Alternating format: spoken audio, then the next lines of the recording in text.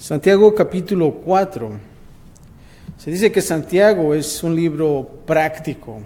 No sé si hemos leído el libro de Santiago completamente, pero ahorita estamos atravesando, los viernes estamos en lo que le llamamos las miniseries. Y lo bonito de Santiago es que Santiago es bien práctico. ¿A cuántos nos gustan las cosas prácticas? A todos, ¿no? A nosotros no nos gusta todo lo que es laborioso. Cuando compramos un mueble en la IKEA, ¿no? En la IKEA, ya es más práctico, ¿no? Ya es todo visual. Ya no traen muchas letras y puros dibujitos, ¿no?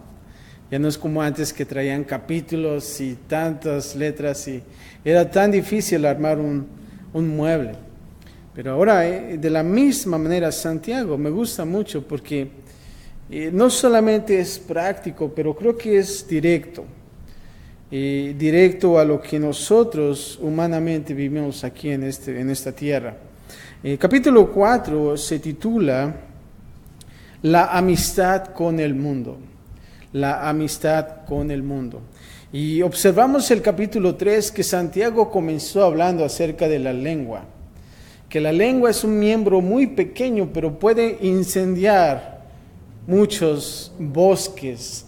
Y era como un ejemplo que ponía Santiago, ¿no? O también cómo es que los caballos, ¿se acuerdan que con un pequeño freno pueden domar o guiar ese caballo? No solamente eso, pero de un barco tan grande que podemos ver nosotros en el mar y un pequeño timón que puede ser dirigido a este barco. Y de la misma manera Santiago dice así, la lengua es también un miembro muy pequeño, pero puede hacer muchas cosas malas, pero también buenas. Y ahora Santiago está hablando aquí, en este capítulo 4, acerca de la amistad con el mundo. Y vamos a ver de lo que se trata. Y vamos a observar el capítulo 4, del versículo 1 al 3, lo que podemos llamarle el humilde carácter de una fe viva. Y vamos a ver de lo que se trata acerca de este humilde carácter de una fe viva. Y vamos a comenzar en el versículo número 1, si ustedes tienen ya sus Biblias, y comienza Santiago diciendo así, y voy a leer de la Reina Valera, diciendo, ¿de dónde vienen las guerras y los pleitos entre vosotros? Una buena pregunta, ¿no? ¿De dónde vienen las guerras y los pleitos entre vosotros? Cuando yo leí esta pregunta, siempre nos vamos a lo que es quizás las guerras en los países, ¿no? Y en lo que está sucediendo en Corea del Norte y en Estados Unidos y tantas cosas, ¿no? Pero aquí Santiago se está dirigiendo más en lo que es personal, a cada uno de nosotros. Y es una muy buena pregunta. ¿Cómo es que vienen las guerras? ¿Cómo es que surgen las guerras y los pleitos? ¿Cuántos de nosotros hemos tenido una guerra o un pleito? Creo que todos, ¿no? Todos hemos sufrido con guerras y pleitos. Y aquí Santiago se hace esa pregunta. Y aquí Santiago, puedo observar en esta pregunta, está describiendo con precisión las contiendas y aún así entre los cristianos, en los términos de lo que se llama guerras y pleitos. Muy seguido las batallas ocurren entre los cristianos, ¿no lo creen? Hay muchas. Y las batallas son amargas y severas. Eso es lo triste de cada batalla. Pero vamos a ver más adelante, y sigue otra pregunta, lo que se llama pregunta retórica, que se está contestando en sí misma, y dice, ¿no es de vuestras pasiones, las cuales combaten en vuestros miembros? Y aquí vemos la fuente de lo que es las guerras y los pleitos entre los cristianos. Y siempre es la misma. Y aquí vemos lo que es la raíz de lo que puedo llamar la carnalidad. Una guerra interna dentro del creyente con respecto a lo que se llama las lujurias y la carne. Y observa bien, aquí está la respuesta. Está hablando aquí Santiago de que de vuestras pasiones. Eso es.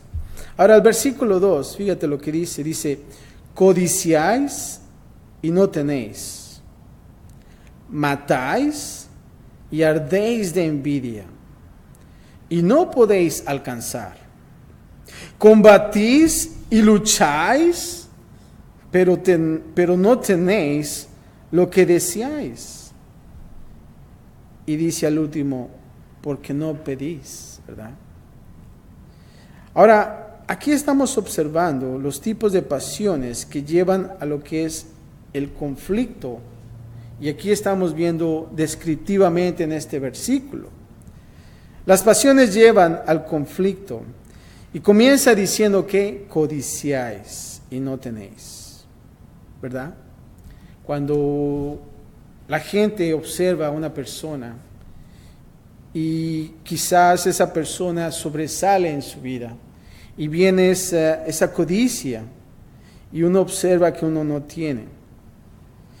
Y aquí observamos que la ira y la ansiedad llevan al conflicto. Y peor cuando dice matáis. Y aún así dice ardéis de envidia. Ahora aquí observamos en este versículo 2, Santiago mira a lo que se llama el Sermón del Monte cuando está utilizando la palabra matáis. Es una palabra fuerte, si te das cuenta. Cuando se trata de una palabra acerca de matar, es una palabra muy fuerte para expresar algo más que es un asesinato, pero también como es nuestra condición en el corazón, el cual se muestra por nuestra ira en lo exterior. Y eso lo podemos observar en Mateo 5, capítulo 5 del 21 al 22. Pero no solamente se trata de matar exteriormente a una persona, pero ¿saben lo peor que puede suceder? Es matar a alguien internamente. ¿Dónde está tu corazón cuando nosotros estamos matando a una persona y la estamos tratando de destruir? Ahora, aquí la palabra asesinar, de lo que es la palabra matáis, es realmente alarmante, es muy alarmante. Ustedes cuando estamos en casa quizás o en un lugar y tú escuchas de, ¿sabes qué? Mataron a esta persona. Para tu vida, para tu corazón, ¿qué es? Temor, ¿no? Eso es algo realmente fuerte, muy alarmante. Y te das cuenta, cuando tú supiste de alguien que mataron cerca de tu lugar, de tu ciudad, ¿no había temor? Sí, ¿no? Yo me acuerdo cuando estábamos viviendo en un apartamento y enfrente de la ventana donde vivía, ahí mataron a una persona a cuchilladas, ¿no? A navajadas, o ¿cómo se dice? Navajazos, ¿verdad? Bueno, lo mataron. Pero la mujer gritando y pidiendo ayuda, porque realmente a su novio lo habían matado, lo habían acuchillado, esa es la palabra. Y qué triste, ¿no? Y siempre está ese temor en ti. De la misma manera, no solamente físicamente, pero también con nuestras palabras podemos nosotros matar a una persona. Y yo sé que Santiago ya habló acerca de lo que era la lengua y lo peligroso que puede ser. Pero realmente esta palabra, matáis, es muy alarmante. Tiene la intención de alarmar. Y aquí Santiago buscó el forzar a sus lectores que se dieran cuenta de la profundidad de la maldad en su odio amargo hacia los demás. La pregunta es esta: ¿tenemos odio amargo hacia una persona? Si realmente nosotros estamos en ese lugar, entonces estamos en esa condición. Y nosotros como cristianos tenemos que tener mucho cuidado. Si realmente ese es odio amargo, y tú puedes dar muchas excusas, pero es que es mi suegro o mi suegra o cosas así, o porque es que es mi enemigo número uno en el trabajo o en la escuela, o usted puede llenar ese espacio así. Pero realmente es muy alarmante, y aquí Santiago lo está diciendo. Ahora el versículo 3, fíjense lo que dice: Pedís y no recibís, porque pedís mal. Es claro ahí. ¿Para gastar en dónde? Como dice aquí, en vuestros deleites. Ahora aquí vemos la razón de que estos deseos destructivos existen entre los cristianos. Es porque ellos no buscan a Dios en su necesidad. Porque dice aquí, porque no pedís. O cuando ellos piden a Dios, pero ¿saben qué? Con unos motivos erróneos, con unos motivos egoístas. Por eso aquí dice Santiago, pedís mal, pides mal, pides mal. ¿Y cuántos de nosotros como padres vemos a nuestros hijos? Y cuando ellos piden, ¿no? Papi, quiero un dulce, ¿no? Y están pidiendo mucho dulce, entonces está mal para ellos. ¿Por qué? Porque pueden suceder cosas. Pero aquí dice, pedís y no recibís, porque pedís mal, es claro. ¿Para qué? Para gastar en vuestros deleites. Aquí cuando dice para gastar en vuestros deleites, es el mismo verbo usado para describir, ¿saben qué? El derroche innecesario. ¿Cuántos de nosotros hemos derrochado algo? ¿Dinero? ¿Cuántos de nosotros hemos derrochado dinero así nada más y se fue? ¿Saben quién derrochó dinero en la Biblia? ¿Se acuerdan del hijo pródigo? Derrochó su dinero. Él pidió la herencia, sabes que yo quiero mi herencia y dámela. Y se fue. Y eso lo observamos en Lucas 15. Los deseos destructivos persisten aun cuando oramos. Debido a que nuestras oraciones pueden estar centradas, ¿saben en qué? En la satisfacción propia. Es interesante, ¿no? Cuando nosotros oramos, pedimos erróneamente. ¿Por qué? Porque nosotros tenemos deseos en nuestro corazón erróneamente. Y ¿saben qué? Lo interesante es que a veces nosotros tratamos de encubrir ese deseo pensándolo espiritualmente. Ojo, Señor, es que si tú me das un avión, yo voy a servirte en el ministerio. Y por eso lo quiero, ¿no? Yeah, right, como dicen por ahí, ¿no? Y está mal, realmente está mal. ¿Por qué? Porque realmente pide mal la persona, pide mal el ministro. Y nosotros estamos pidiendo mal. ¿Por qué? Porque nuestro centro no es Cristo Jesús, es nosotros mismos. Es por eso que aquí Santiago está diciendo, solamente quieres gastar para tus deleites. Ahora, del versículo 4 al 5, vamos a ver una reprensión de compromiso y codicia entre los cristianos. Y fíjate lo que dice en el versículo 4, una palabra muy fuerte, dice, oh almas adúlteras. Esa palabra es muy fuerte, hermanos, en la Biblia. Esta es una reprensión del vocabulario del Antiguo Testamento.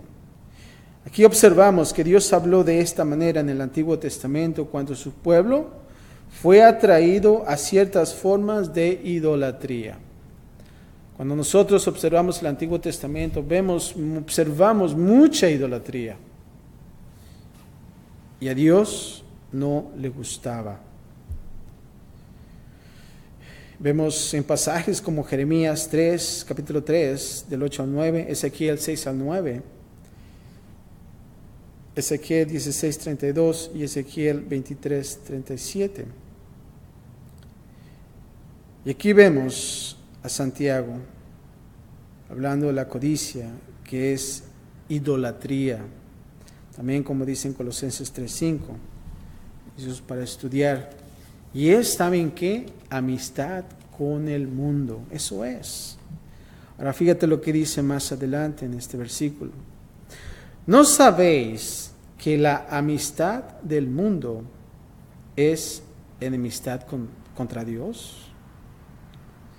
Aquí estamos observando a Santiago que está reconociendo que nosotros no podemos ser amigos del sistema del mundo, en rebelión en contra de Dios y ser amigos de Dios al mismo tiempo.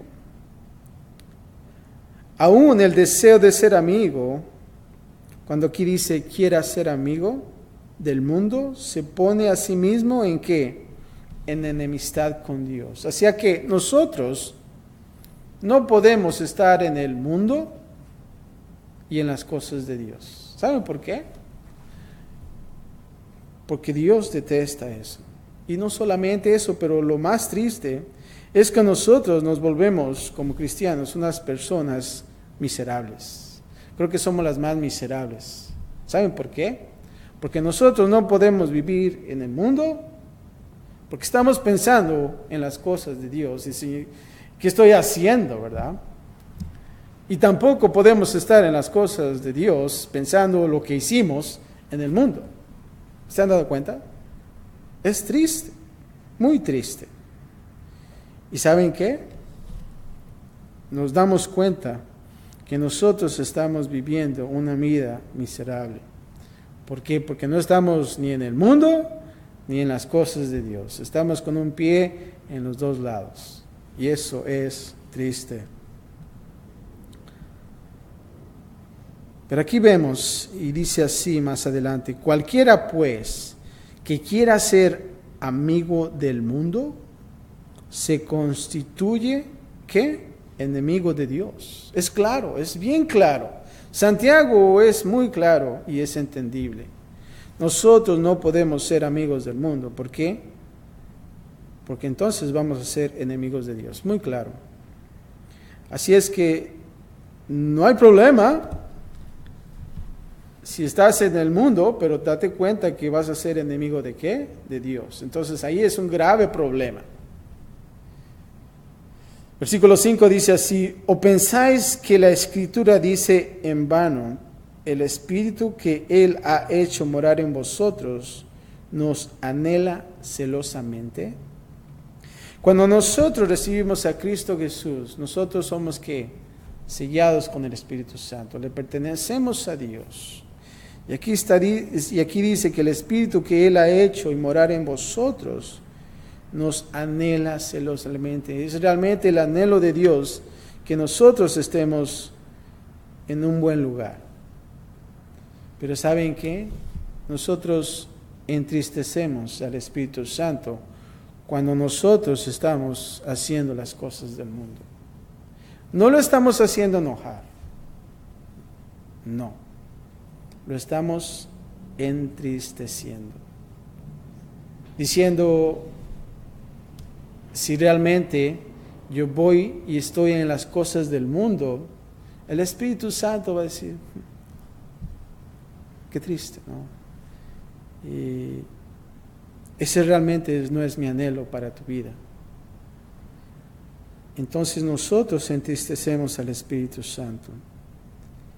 La presencia que mora en el interior del Espíritu Santo tiene un anhelo celoso por nuestra amistad con Dios. El cristiano que vive comprometido no puede dejar de estar condenado por ello. Ahora, del versículo 6 al 12, vamos a ver las soluciones para la contienda. Aquí Santiago está hablando primero y abre su comentario o su plática y comienza con el problema, las contiendas, las guerras. Pero saben que no nos deja solamente pensando y dice, bueno, pues sí, sino que realmente él trae una solución. Y aquí vamos a ver del versículo 6 al 12 las soluciones para la contienda. Y fíjate lo que dice el versículo 6. Pero él da mayor gracia. Por esto dice, Dios resiste a los soberbios y da gracia a los humildes. El mismo Espíritu Santo que nos condena de nuestro compromiso, también nos dará gracia para servir a Dios como deberíamos. Pero esta gracia solo viene ¿a dónde? A los humildes, no a los soberbios. Solamente a los humildes. Así es que de este versículo subraya lo que dice, da gracia a los humildes.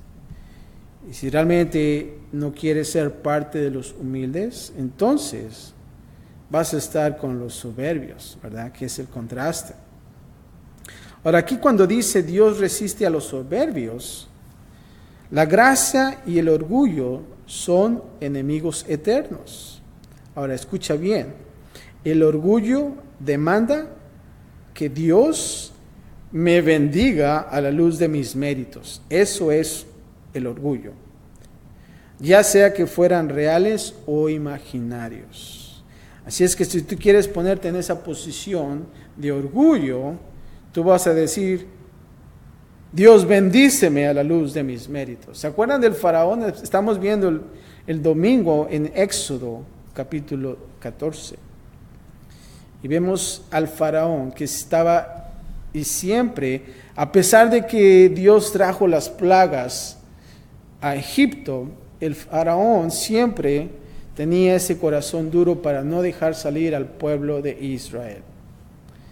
Y no solamente eso, pero cuando llegó la última plaga, que fue la muerte del primogénito, le dijo a Moisés, ¿sabes qué, Moisés? Vete de aquí y llévate a tu pueblo. Pero ¿saben lo que dijo? También, dentro de esa historia, pero dile a tu Dios que me bendiga también, ¿no? Ese es el orgullo del faraón. Viendo todo lo que estaba pasando y cómo la muerte del primogénito pasó por ese Egipto y toda la matanza que hubo ahí. Y aún así todavía su corazón estaba duro, pero más también el orgullo en él. Y lo siguió hasta donde, hasta el Mar Rojo, donde todos sus soldados, 600 soldados, murieron ahogados. Y no queremos también ser como el faraón. Pero aquí dice acerca del orgullo, pero dice aquí, la gracia no tratará conmigo en el fundamento de lo que hay en mí, bueno o malo, pero en el fundamento de lo que es Dios. Eso es lo hermoso de la gracia. Y aquí cuando dice, y da gracia a los humildes, no es como si tu humildad se ganara la gracia de Dios. La humildad apenas nos coloca en la posición para recibir el regalo que Él gratuitamente nos da. Es gratis. Versículo 7 dice, someteos pues a Dios. Ahí está la clave. Nosotros debemos de ¿qué? No solamente de ser humildes, pero también de someternos a Dios. Ahora, someternos a Dios significa que el ponerte en el orden bajo Dios. Y eso es lo difícil. ¿No lo crees? Cuando nosotros aceptamos a Cristo Jesús, tú le dices, Señor, sé gobernador de mi vida, pero esto yo me arreglo de esto. Oh, pero también esto, también yo me encargo de esto. De lo demás, gobierna, Señor. Pero solamente estas cositas, yo me encargo, ¿verdad? Entonces no estamos siendo gobernados por Dios. No estamos poniéndonos bajo el orden de Dios, sino solamente lo que nos conviene. El rendirte a Él como el Rey conquistador y el empezar a recibir los beneficios ¿de qué? De su reinado. Lamentablemente, ¿saben lo que pasa? Nosotros no recibimos todas esas bendiciones. Y aún así, viendo el ejemplo de cómo el pueblo de Israel, ahora el enfoque de lo que es el libro de Éxodo que estamos viendo, cómo ellos cruzaron el Mar Rojo. Y ellos iban a donde? A la tierra prometida. Dios le había prometido a ellos desde mucho antes esa tierra tan hermosa donde fluye leche y miel. Y el Señor, de la misma manera como nosotros como cristianos, Dios quiere darnos esa tierra prometida. Ahora tú me puedes preguntar, bueno, ¿cuál es la tierra prometida para mí como cristiano? Bueno, la tierra prometida son las ricas bendiciones espirituales que Dios tiene para ti. Dios te quiere bendecir a lo máximo. Pero ¿sabes qué? A veces nosotros somos como el pueblo de Israel. Solamente damos una pequeña porción, pero no toda la tierra. Y debemos de nosotros tener cuidado en eso. Aquí cuando dice, resistid al diablo y huirá de vosotros. Para resolver los problemas de la carnalidad y los pleitos que ocasiona, debemos también, ¿de qué? De resistir al diablo. No solamente ser parte de los humildes, no solamente es someternos, pero también, ¿saben qué? Debemos resistir al diablo. No debemos pelear, ¿verdad? Porque a veces lamentablemente ahí están los ministros peleando con el diablo y ¿qué onda, no? Está pensados esos guys, ¿no? Pero Dios no nos mandó a eso. Dios pelea por nosotros. Pero se nos promete que el diablo va a huir de vosotros. Eso es, y es cierto. Aquí cuando dice la palabra resistir, viene de dos palabras griegas que dice estar de pie y en contra. No dice de pelear, ¿verdad? Estar de pie y en contra. Santiago nos dice que estemos de pie en contra del maligno. Satanás puede huir por la resistencia del creyente de menor rango, el cual viene con la autoridad de lo que Jesús hizo en la cruz. Así es que nosotros debemos resistir al enemigo, al diablo, estar de pie y en contra de todas esas cosas malignas. Más adelante en el versículo 8 dice, ahora, dice, acercaos a Dios y Él, ¿qué? Se acercará a vosotros. Es una invitación, pero también sabes que es una promesa. Si nosotros estamos lejos de Dios, ¿saben lo que pasa? No quiere decir que Él está lejos de nosotros. A veces nos sentimos así. ¿No te has dado cuenta? Tú sientes que Dios ya no te escucha en donde estás. Pero Él está tan cerca de ti. Nosotros mismos somos los que nos alejamos de Él.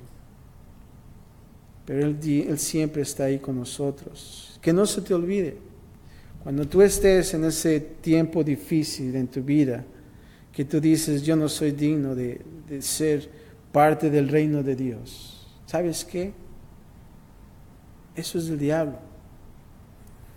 El Señor está cerca de ti y Él está listo para ayudarte. Aquí en el versículo 8, en la segunda parte, dice, pecadores, limpiad las manos, y vosotros los de doble ánimo, purificad vuestros corazones. Aquellas personas que están en un pie en el mundo y en un pie en las cosas de Dios. Dice, aquí Santiago está exhortando, pecadores, limpiad las manos. ¿Y cómo nosotros vamos a limpiar nuestras manos? A través de su palabra. La palabra es la que nos limpia. Y versículo 9 dice, afligíos y lamentad y llorad. Vuestra risa se convierte en ¿qué? En lloro, y vuestro gozo en tristeza. Somos nosotros, viendo estos pasajes, obligados a buscar la limpieza en la cruz. Versículo 10 dice así, humillaos delante del Señor y Él os exaltará. Mientras llegamos como pecadores ante el Dios Santo, no como un religioso, ¿verdad? Que tenemos nuestra Biblia así grandota, la más pesada de la iglesia. No.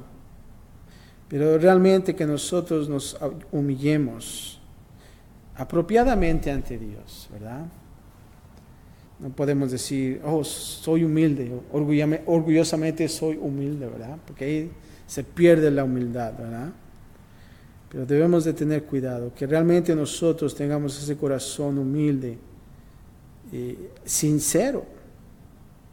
Y aquí observamos en este pasaje en el versículo 10, que dice que Él nos exaltará, debido a que Dios resiste a los soberbios, como lo leímos anteriormente, pero da gracia a los humildes. La gracia es el favor inmerecido de Dios, siempre que nos exaltará. Versículo 11 dice así: hermanos, no murmuréis los unos de los otros. El que murmura del hermano y juzga a su hermano, fíjate, murmura de la ley y juzga a la ley. Pero si tú juzgas a la ley, no eres hacedor de la ley, sino que jueces. Así es que tenemos que tener cuidado. Versículo 12 dice: uno solo es el dador de la ley, que puede salvar y perder. Pero tú, ¿quién eres para que juzgues a otro? Aquí nos da un cachetadones, ¿ah? Debemos de tener mucho cuidado, es lo que dice. El humillarnos y el ponernos bien con Dios debe resultar en ponerse bien con los demás. Nosotros debemos de buscar siempre que la paz. Es bonito. Cuando quieren echarte pleito, ¿verdad? Y como que se calienta la sangre, como dicen por ahí. Y más cuando vas manejando, ¿no? Híjoles, qué tremendo. Y cuando estás esperando a un alto o cosas así, y la persona de atrás se enoja, ¿no? Te tiendes a enojar también. Yo me enojo también, pero se dijo: Señor, no quiero verlo porque si no me voy a enojar más. Pero sí realmente sucede eso, ¿no? Pero debemos de tener cuidado, debemos nosotros siempre buscar la paz. Y ¿sabes qué? Todo va a surgir bien.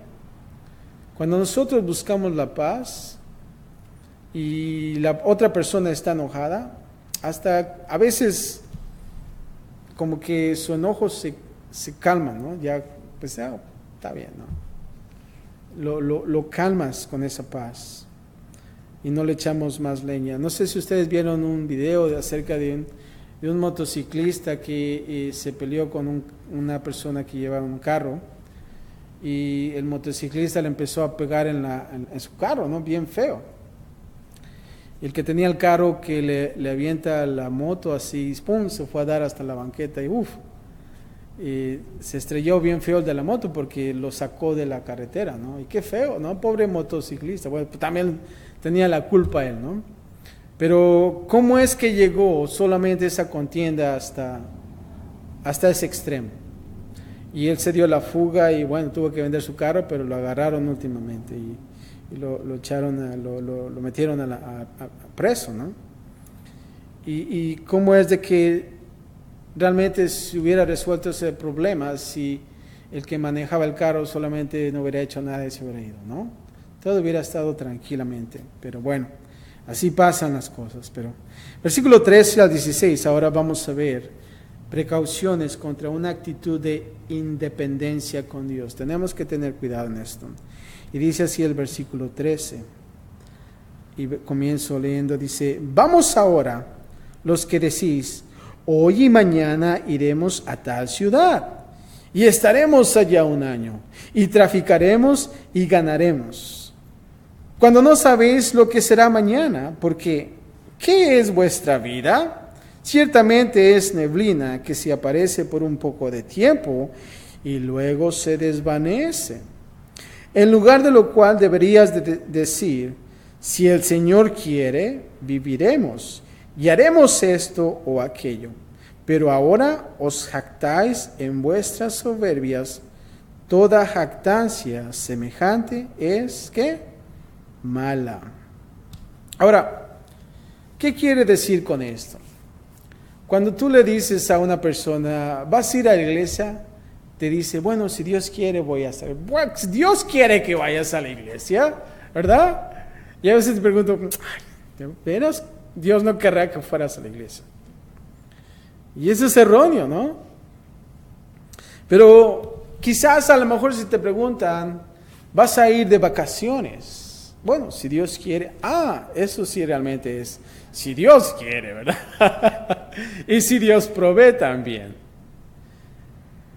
Eso debe de ser, porque aquí Santiago dice, hey, un momento. El versículo 14 dice, ¿cuándo no sabéis lo que será mañana? Porque ¿qué es vuestra vida? Y está aquí dando un ejemplo que es como la neblina. No sabemos qué trae el mañana, pero aquí dice que es como la neblina. Que se aparece por un poco de tiempo y luego que se desvanece. Ustedes han estado en la neblina. Y más cuando vas manejando, todo está oscuro, ¿no? La neblina te tapa, te obstruye la vista. Pero de repente se va. Y eso sucede mucho en las mañanas. De la misma manera, así es nuestra vida. Pero nosotros debemos de tener una dependencia total de Dios. ¿Saben por qué? Porque no sabemos si mañana vamos a vivir. Y creo que es bueno que nosotros estemos siempre en las cosas de Dios. Que realmente podamos poner a Dios en primer lugar. Y decir, mañana si el Señor me da vida otra vez, entonces voy a ir a trabajar, voy a hacer esto y esto. Y lo pones en las manos de Dios, ¿verdad? Y si es domingo, Señor, mañana te levantas temprano, si Dios quiere, no le vas a estar preguntando, Dios, ¿quieres que vaya a la iglesia? Por favor, háblame. Tienes una hora para hablarme, ¿verdad? No, esa es la voluntad de Dios en tu vida. Ve a la iglesia. Y que nosotros podamos siempre estar en dependencia con Dios. Eso es sencillo. Versículo 17 por último. Y aquí es un reto para vivir de acuerdo a lo que conocemos del Señor. Y dice así, sencillo también. Y al que sabe hacer lo bueno y no lo hace, le es que pecado. Está interesante esto, ¿ah? O sea que entonces, si yo no oro, sabiendo que yo tengo que estar en constante oración, como dice en la palabra de Dios, orad sin cesar, entonces estoy pecando. Pues aquí dice, y al que sabe hacer lo bueno y no lo hace, le es pecado. Sencillo, ¿no? Y aquí Santiago sabe que es mucho más fácil el pensar y hablar sobre humildad y dependencia de Dios que lo es el vivirla. Y si te das cuenta, Santiago en sus primeros capítulos, él dice que nosotros debemos de ser hacedores de la palabra de Dios, ¿verdad? No solamente escuchar, oh sí, ok, qué bueno. Ya estuve, ya escuché, y cuando salimos como que somos otra persona, ¿verdad? Sino que realmente nosotros podamos ser hombres hacedores de su palabra. Y eso es. Y creo que es bueno para nosotros, y también es un reto para nosotros como cristianos, el de poder venir a un lugar, a una iglesia donde tú te congregues y poder decir, Señor, ¿sabes qué? Al menos si es una palabra que yo pueda obtener de este lugar, que yo pueda ser bendecido, que yo pueda salir y hacer algo al respecto. Y yo te voy a decir esto, creo que es bueno que nosotros pongamos en acción lo que aprendemos. Porque entonces, si realmente no lo hacemos, entonces, ¿qué estamos haciendo? ¿No lo crees?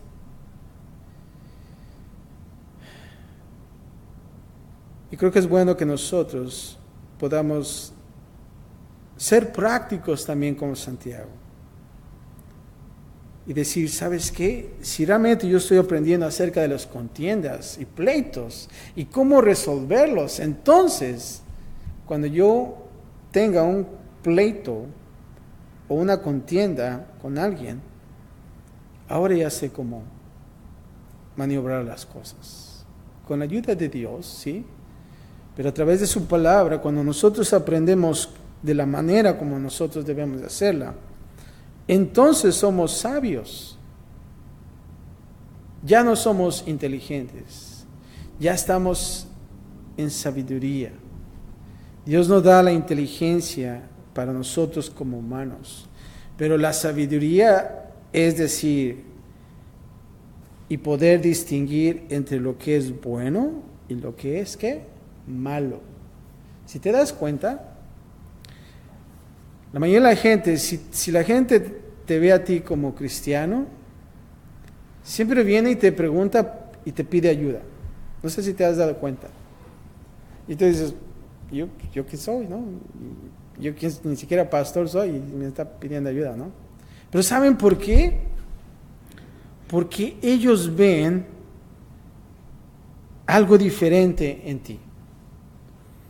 Que realmente tú estás dando testimonio y estás haciendo una diferencia, y a pesar de las circunstancias que pueden ver en tu vida también, y dicen, él continúa y se mantiene en las cosas de Dios. ¿Saben por qué? Porque ahí está la sabiduría. Y es por eso que la gente te pide ayuda, ¿verdad? Cuando tú les compartes, dices, yo no quiero conocer de Dios, de tu Dios. No, a mí me gusta el baile y tantas cosas, ¿no? Y tomar y las drogas y qué sé yo. Pero ya cuando tienen problemas, entonces vienen contigo. Una vez compartía a un amigo y le compartía de Dios. Pero una vez tuvo un problema con su esposa. Yo ni siquiera casado estaba en ese tiempo. Y me dice, ¿sabes qué? Yo tengo un problema. Yo quiero compartirte. Digo, pues desembucha, ¿no? Le dije. Y me empezó a compartir, ¿no? Que realmente tenía problemas con su esposa. Porque su esposa ya no era como antes, que salían a bailar y cosas así, ¿no? Y ya no iban a las fiestas y tomar y cosas así. ¿Por qué? Porque ella se hizo cristiana. Y me dice, y pues yo ya quiero separarme de ella, ¿no? Porque pues yo por eso me casé, porque ella sabe bailar y me gusta y el baile y todo eso, ¿no? Y le dije, bueno, ¿te casaste porque el baile o porque la amabas, ¿no? No, pues que porque el baile, ¿no? Y porque ya ahora no baila, entonces te vas a separar. Digo, estás pesado, ¿no? Entonces no fue por amor, ¿no? Pero bueno, el chiste es que él comenzó a dejar todas esas cosas. Y poco a poco, entonces, él empezó a cambiar. Pero ahí está la sabiduría en que la gente puede ver en nosotros. Y creo que cuando nosotros comenzamos a hacer lo bueno, entonces estamos en el Señor. Porque cuando tú conoces más y más a Dios, entonces en ti hay más que responsabilidad como cristiano, ¿verdad? Y creo que es bueno que nosotros podamos ser buenos cristianos. Aquí Santiago está siendo directo para nosotros como cristianos. Ahora, la pregunta es, ¿qué estoy haciendo yo para Dios? ¿Estoy haciendo una diferencia en mi vida? ¿O solamente estoy viniendo a la iglesia para aprender, pero afuera estoy haciendo las mismas cosas? Que nosotros podamos ser enemigos del mundo, y como habíamos puesto como título, la amistad con el mundo. Pero ¿saben qué? Seríamos nosotros y caeríamos en la categoría como enemigos de Dios. Ahora, cada uno de nosotros sabemos nuestra posición. Y creo que aquí Santiago nos exhorta a ser hombres sabios, hombres prudentes. Y aún así, más adelante en este capítulo, vamos a ver cómo nosotros podemos pedir sabiduría a Dios y cómo ser mejores. Nosotros como iglesia somos vivificados en Cristo Jesús. ¿Y qué quiere decir vivificados? Que realmente nosotros estamos vivos en Dios, ¿no? La palabra vivificar quiere decir dar vida al que no la tiene. Ahora, lo que nosotros queremos hacer es mantenernos en ese lugar. Que nosotros podamos ser buenos cristianos, que nosotros podamos estar en las cosas de Dios. ¿Y sabes qué? Cuando tú estás en sincronización con Dios, Dios te va a llevar a esos lugares donde Él quiere que estés para bendecirte a ti, y no solamente a ti, pero también a tu familia.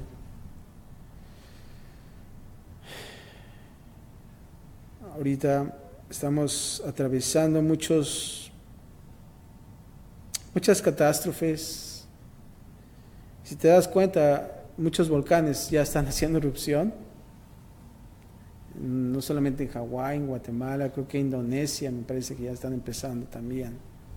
Ahora eso no es para espantarnos, pero también vemos cómo la gente también tiene necesidad de Dios. Y nosotros aquí estamos en un buen lugar, pero creo que es bueno que nosotros podamos ser quebrantados también, ¿no lo creen? Que podamos nosotros mantenernos en esa humildad, de poder nosotros estar en las cosas de Dios. Padre, te damos gracias, Señor, por tu palabra. Gracias, Señor, porque podemos ver aquí a Santiago platicándonos de las contiendas, de los pleitos entre los cristianos, Señor. Qué duro es, ¿no? Y nosotros poder llamarnos cristianos. Creo que aquí Santiago, Señor, para nosotros nos exhorta muy fuerte, Señor. Y Padre, gracias también por tu palabra. Pero Padre, te pedimos que tú nos ayudes como cristianos, Señor. Danos el discernimiento de poder saber lo que es bueno y lo que es malo, Señor. Y de acuerdo a lo que nosotros aprendemos, de poder ponerlo en acción, Padre. Guíanos ante todo, Señor, y Padre, que nosotros también podamos mantenernos en ti, Señor. Que tú, Padre, continúes gobiernas nuestras vidas, Señor, y que nos mantengas unidos, Señor, sin juzgar a otras personas, Señor. Gracias por tu palabra, Señor, y Padre, despídanos en paz, sabiendo que tú vas con nosotros también. Y Padre, gracias también por lo que tú haces en mi vida, en nuestras vidas, Señor, y lo que tú vas a hacer más adelante, Señor. Gracias, Padre, en Cristo Jesús. Y todos decimos, amén.